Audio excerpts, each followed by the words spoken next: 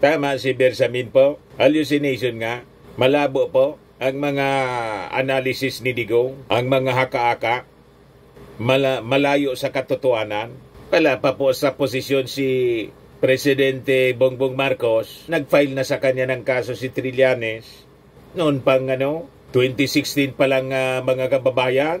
Binabanata na siya ni Trillanes. Kumbaga, consistent lang po si Trillanes sa kanyang mga ginagawa. Ngayon, siyempre, lahat man na tinituro ngayon ng mga Duterte, ang author po, Palasyo Malacanang. Sabi nga natin mga kababayan, itong mga kinasadlakan na problema ng mga Duterte, ang may gawa man lang po sila.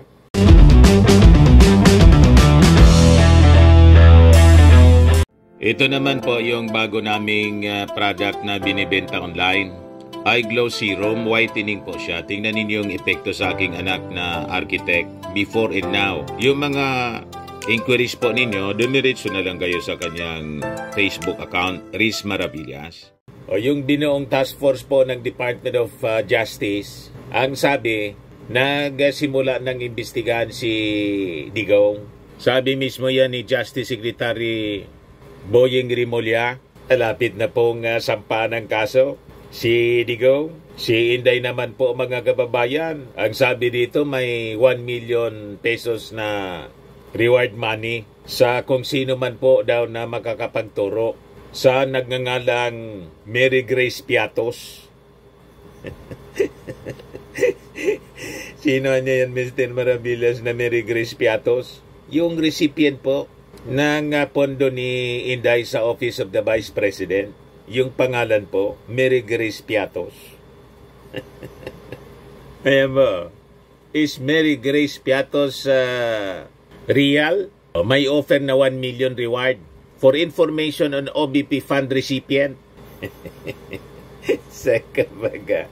Tapos, sinupalpal si Digong mga kababayan ni Lucas Bersamin, Executive Secretary Lucas Bersamin, kasi ang akusasyon ni Digong mga kababayan, si dating Senador Sonny Trillanes, sponsored ng Palasyo Malacanang. Sabi ni Bersamin, hallucinations lang niya yan ng dating Pangulong Digong. But before ko mga kababayan ibigay sa inyo yung mga kwentong yan, full story ng mga balitang yan, click subscribe muna dito sa ating YouTube channel. And hit the notification bell para lagi po kayong updated sa mga kaganapan dito sa ating bansa. Like and share na rin po ninyo ng ating video. At wag na rin po ninyo na skip yung ating mga commercial ads para tuloy-tuloy lang ang pag-unlad ng Bagong Pilipinas. At itong ating programa mga kababayan, atid sa inyo nitong ating mga sponsors. Firmax Firming and Lifting Cream. Pinapay po sa mga pulses in affected area. Mainam po ito sa mga pains at paninigas ng mga kaso-kasuan. Ito sa mukha naman yung application, anti-aging, Automax po siya. Ito iGlow Serum mga kababayan. Whitening po siya. Made in South Korea. Ito naman po, Nengxia Red Mix Fruit Drink. Gawa po siya sa goji berry. May anti-cancer properties po siya. At sa mga naghanap po ng malinis and spacious fitness gym, pumunta lang po kayo sa aming Colossal Fitness Gym. May Grab car rental din po kami. At bills payment po sa aming office. At saka sa mga mahilig po sa mga imported bags, manood po kayo sa live selling ni Madam Aileen Rosales sa kanyang Aileen Closet po. Pati mga shoes, ito yung kanya po. Ito yung kanyang page. Kita ninyo, napakagandang mga online selling po siya. Si Madam Aileen Rosales. Cellphone number niya po, 773-798-7816. Balikan natin mga kababayan yung ating mga kwento. Unahin natin itong sinabi ni Digong na si Trillanes po daw, sponsored ng Palasyo Malacanang. Malabo man po. Ano maging sponsored ng Palasyo Malacanang na si Trillanes matagal ng anti-Marcos? Anti-Marcos, anti-Duterte. Kaya tama itong sinabi po ni Lucas Bersamin. Hallucination lang niya yung mga sinasabi ni Digong. Yan sabi po ni Sabi ni Bersamin, mahirap nang pumatol sa ganyan. Hallucination yan. Hallucination na yan. Kaya sabi ni Digong kasi po, itong si Trillanes anya, talagang Malacanang sponsor dyan. Hindi gagalaw yan ng ganoon. Walang pera yan. Tama si Bersamin po. Hallucination nga. Malabo po ang mga analysis ni Digong. Ang mga haka-haka. Malayo sa katotohanan. Wala pa po sa posisyon si Presidente Bongbong Marcos. Nag-file na sa kanya ng kaso si Trillanes. Noon pang 2016 pa lang mga kababayan. Binabanata na siya ni Trillanes. Kumbaga, consistent lang po si Trillanes sa kanyang mga ginagawa. Ngayon, siyempre, lahat man na tinituro ngayon ng mga Duterte, ang author po, Palasyo Malacanang. Sabi nga natin mga kababayan, itong mga kinasadlakan na problema ng mga Duterte, ang may gawa man lang po sila. Halimbawa, bakit siya iniimbestigahan ng Quadcom ngayon? Malinaw po na lumabas mga kababayan sa investigasyon ng Quadcom dito sa mga issue ng Pogo, drugs, AGK. Ang sabi po, yung previous administration, human rights violations, lahat po ito nangyari during the previous administration. Alangan man, pabayaan na lang ito ng ating mga congressmen. At yung mga victims, mga kababayan, dumulog kasi sa ating mga congressmen. Parang yung sa Senado, ganon din yung nangyari. Dumulog kay Risa Hontiveros. Si Risa Hontiveros, just like Trillanes, mga kababayan, malabo na maging kalyado maging tuta ng ating Pangulong Bongbong. Tama po. Parang yung mga militant congressmen, yung mga Makabayan Black, alangan man yung Makabayan Black, mga kababayan, tuta na ng ating Pangulo. Tama po.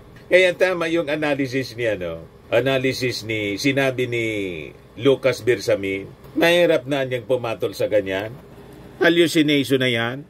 Adaling sabi, guni-guni. Guni-guni lang mga kababayan ni Digong. Parang yung mga pinagkagastusan ni Inday ng confidential funds, lahat lang guni-guni. Tulad na pangalan na Mary Grace Piatos, may 1 million na pong reward. Hanapin lang kung totoo itong tao ito.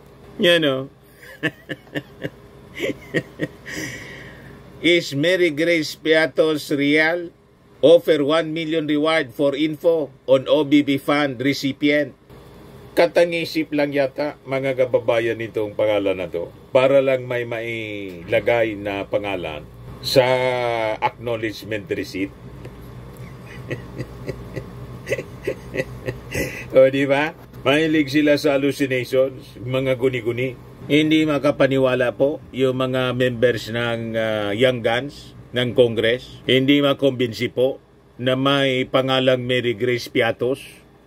Kaya sabi po ni Congressman Jefferson Congon ng 1st District ng Zambales, yung House Blue Ribbon Committee niya at Quad Committee will voluntarily offer 1 million pesos to whoever can confirm Piatos' existence. May pabuya na.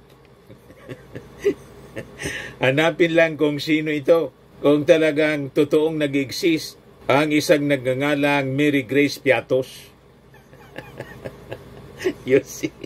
Meanwhile, si Congressman Paulo Ortega, mga kababayan, nanawagan kay Vice President Sara Duterte na mag-attend na siya sa susunod na hearing to address allegations of irregularities sa paggamit ng kanyang confidential funds. It's about time anya mag-attend sila at magpaliwanag nitong mga anomalies na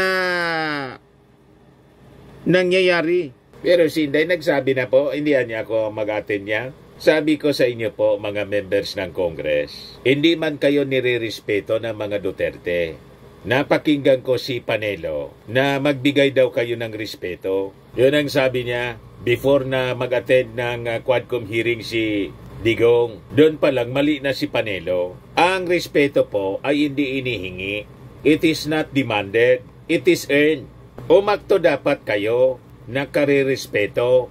Mismong si Digong ang nagsabi na talaga niyang bastos ako. Yun nga po, you just imagine mga kababayan. Katabi niya si Dilima, kababaing tao. Pinakulong na nga niya mga kababayan for almost 7 years. Nasabi ng korte, wala mang kasalanan. Na-dismiss yung mga kaso. May lakas pa ng loob. Si Digong pa yung may lakas ng loob na ambahan ng suntok si Dilima. You just imagine, dati kang Pangulo, mag-aasta kang ganyan sa isang babae, gusto mong suntukin, at si Trillanes, gustong hambalosin po ng microphone. So mismong yung posisyon na pagkapangulo, binastos na ni Digong. Tapos si Panelo is demanding respect. Si Digong nga hindi niya nirespeto yung posisyon na kanyang hinawakan. Bagatapos, kung makadiman kayo ng pagrespeto, wagas. Di ba? So, I suggest to the members ng Congress, wag na ninyong bigyan po ng special treatment. Wag ninyong itratong ganyan. Inaabuso po kayo at hindi nila nirerespeto ang Congress bilang isang institusyon. Harap-harapan na pambabastos po sa inyo. No one is above the law. Dapat siguro i-contempt na ninyo. Itulad ninyo po kay Pacquiao. Pag hindi siya sumipot, contempt ninyo at ipa-aresto ninyo. Ganun lang para mabigyan nating ng leksyon. Itong mga tao, nasabihin pa natin na opisyal ng gobyerno, lalo pa dapat na sila rumispeto sa institusyon ng gobyerno kasi sila opisyal ng gobyerno. Bigyan po ninyo ng leksyon para hindi umaboso. Pinapaaboso po ninyo. Yung ating Pangulo nga gustong tanggalan ng ulo, pagkatapos yung tatay ng ating Pangulo gustong hukayin, ganun sila kabastos. Pagkatapos kayo, magbibigay kayo ng respeto sa isang bastos na tulad ni Digong at sa kanyang anak na si Inday Sara. Tama po mga congressmen. At pag na-substantiate na ninyo, na-establish na ninyo na talagang may hindi nangyaring kanais-nais sa pondo ng ating gobyerno, file na po ninyo ng plunder at saka impeachment para tapos na po. Di ba? Inahamon kayo ni Inday. Lumalabas na kinakaya-kaya lang kayo po ni Inday ng mag-ama. Although, nung Quadcom po, hindi umobra yung angas po ni Digong. Talagang inilagay siya sa tamang kinalalagyan niya. Hindi nakapagmura si Digong kasi pino-point of order kaagad siya ng ating mga congressmen. At winarningan siya. Winarningan siya ng Quadcom. So tama po yon. Pero itong pagkakamuti po sa inyo ni Inday, huwag ninyo pong hayaang baliwalain po kayo. I-apply ninyo po yung rules ng Congress. Pag hindi po, nakuha na ng Congress ngayon ang tiwala ng ating mga mamamayang Pilipino. Mas pinagkakatiwalaan na kayo ngayon kaysa sa mga senador. Huwag ninyong pabayaan na mawala yung tiwalang yan. Tuluyan na po ninyo itong mag-ama.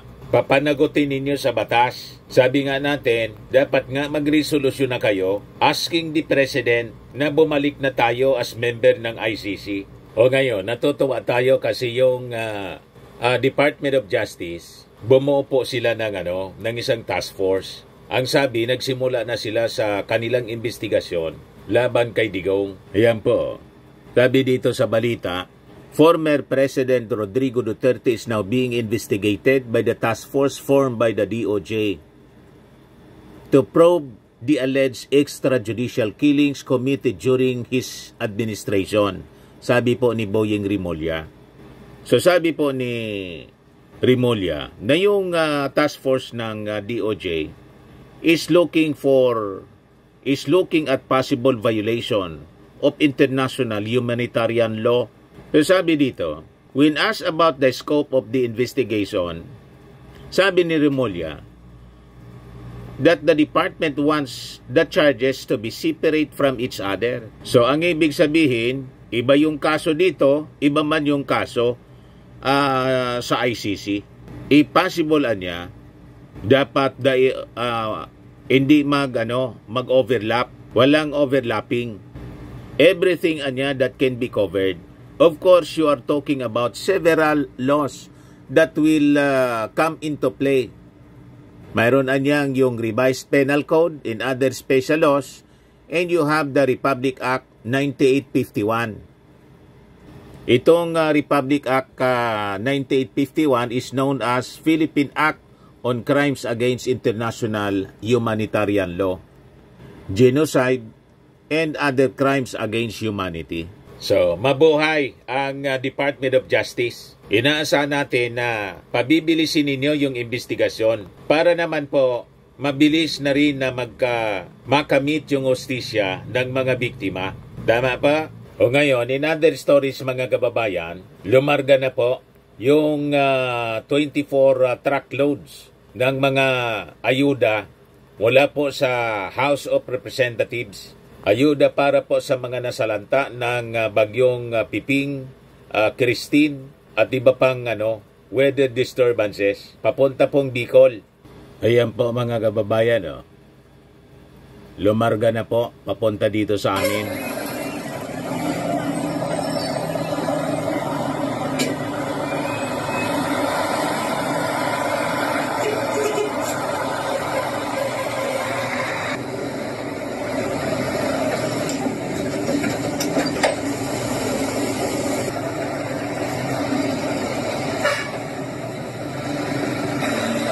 ...24 po siya, 24 truckloads of relief goods head to Bicol, including Pipito, Ravage, Catanduanes.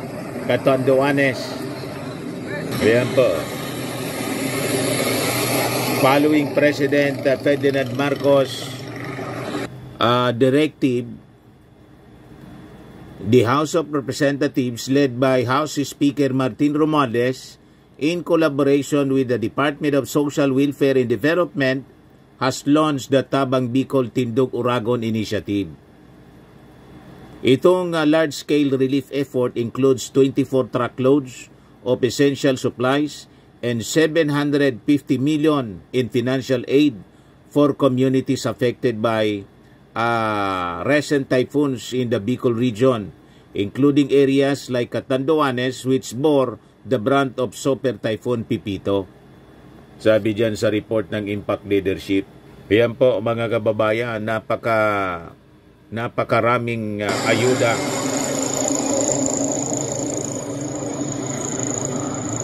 Diba?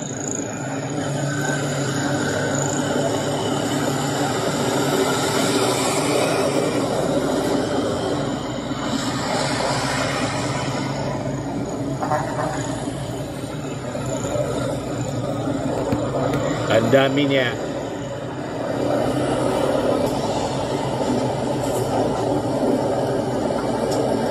Naka-convoy sila mga kababayan. Tapos bumisita pala dito mga kababayan si Austin.